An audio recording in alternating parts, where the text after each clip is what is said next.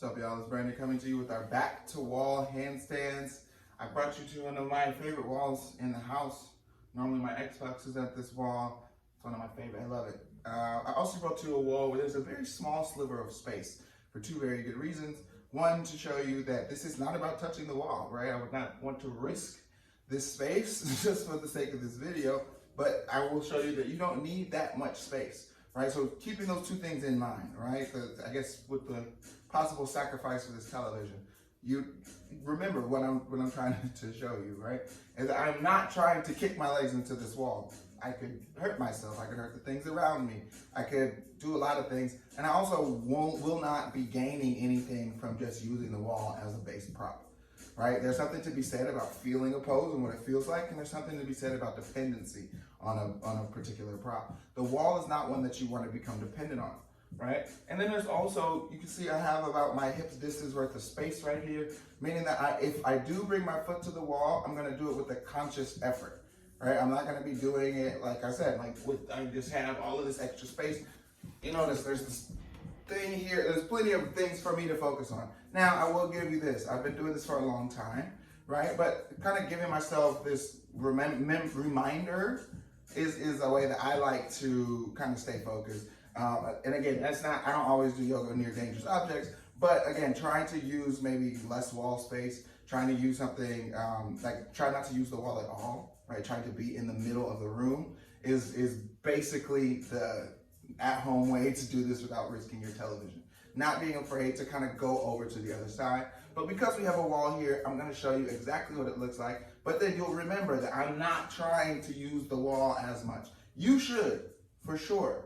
For sure, you absolutely want to use it. But remember, the intent of the pose overall is to kind of do it without it. So I'm going to show you what that looks like. I'll also show you what it looks like with it. So you're like, Brandon, I'm not at your level. This is where we're going to be at. So at first, what you're going to do, we're going to have a split leg handstand. So I'm going to bring myself close enough so that if I do go over, it's not me looking with my feet for the wall. It'll be my feet are maybe about a foot or 2 feet distance. And if I go over, the wall kind of slows me down.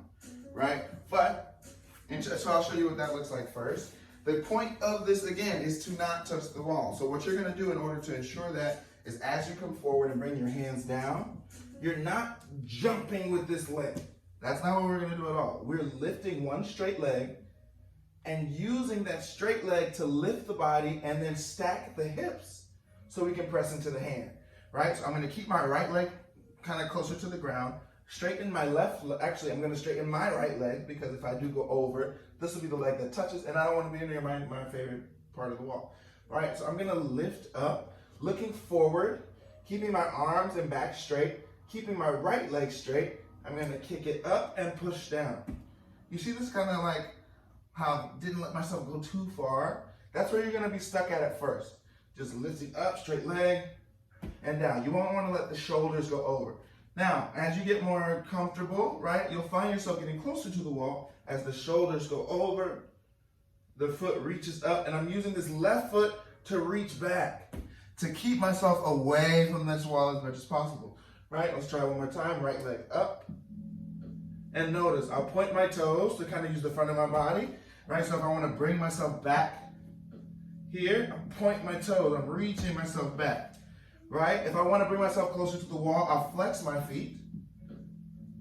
So I'm using the back of the body a little bit more, trying to keep the legs split. Now, if you do need to touch the wall, that right foot just goes straight back. See, I didn't jump into it. I also will have more range of motion here with my face, trying to find maybe a little bit more pressure in the hands. And then this top leg, not my left leg, my right leg will reach as high as possible and trying to find the handstand there. Now, again, this is for people that are learning control in the wrists and in the shoulders, in the ankles, and all these small joints. So pick a larger wall if you need to. But remember, as you saw me go up and possibly risk my favorite wall, that it's really not about the wall, right? The wall is there as a support, but it's also there to remind you that you're not that far off from that balance. When the foot does lightly tap, you'll find like, oh wait, that's not that far, right? Because you have more control in your balance than you think. So good luck, keep practicing. I love you, and I'll see you soon.